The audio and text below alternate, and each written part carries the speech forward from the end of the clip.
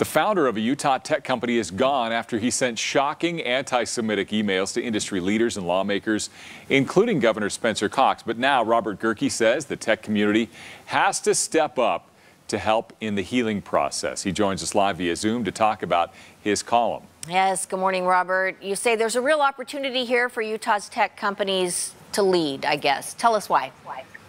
Yeah, I mean, I think we were all pretty repulsed by the email that Dave Bateman sent that your colleague Ben Winslow, I think, broke last week, claiming that the vaccine campaign was a plot by Jews to exterminate Americans. It was just completely off the rails. And the encouraging part about it, I guess, is that the condemnation was so quick from politicians, but more than that, I think from other tech companies, tech leaders.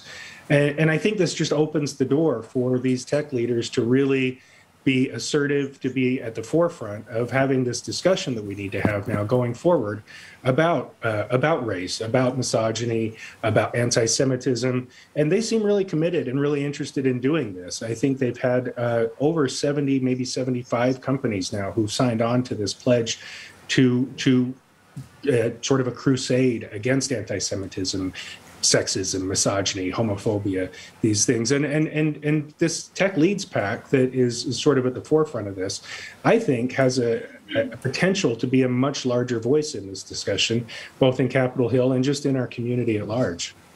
Yeah, and you say because of what you call the tech bro community here, that they can really kind of grow together here and be a bigger voice than just individual voices as well, particularly because of their lobbying opportunities in the legislature, et cetera, et cetera, et cetera. Rights of these guys in the past, there's a culture that's easy to sort of caricature, but I think the fact that they're stepping forward on this is really encouraging, and they have the legislature's ear. They really do, because they talk the language the legislature speaks, which oftentimes is money. It's money, it's jobs. The legislature knows that they're bringing a ridiculous amount of money into this community, into this state. And so they're interested in what they have to say. And one of the most important things for these tech companies that are starting up or trying to expand is getting capital. And that means having an image outside the state that people are going to want to invest in. They invest in the image as much as anything. And also getting qualified workers who are willing to move here. We don't have the home trained, ready to work workforce. And so they need to try to recruit people from outside the state. And if the state has this image of being anti-Semitic, homophobic, anti-trans, all of these things, then they're not going to be able to get the workforce they need to expand. And so I think this is the message that we're going to be hearing from these guys. And my understanding is this week they're going to launch a major initiative.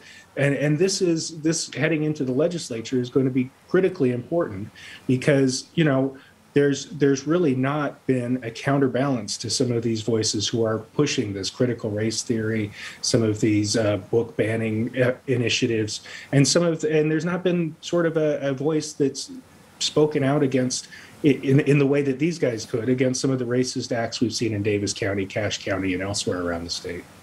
And Robert, even though you said there was swift action as far as Bateman, you said calling hate what it is doesn't really qualify as a profile in courage. So you felt like this was just kind of an easy one, a slam dunk, but you want to see more.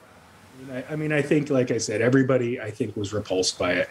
But I think going forward, this is where they can really engage. This is where they can make a difference in this discussion in Utah, and I think really put be at the forefront and really make their mark on this. And so, yeah, I mean, condemning Dave Bateman's tirade is easy, and I think, but there's a real opportunity here for them to be a leader in this sphere. All right. Robert Gehrke's got a column. He writes all the time, and you can read more of his columns, and this one in particular at sltrib.com. Robert, good to see you. Stay healthy out there. Thanks. Yeah, thank you, guys. Take care. Have a good week. Thanks, Robert.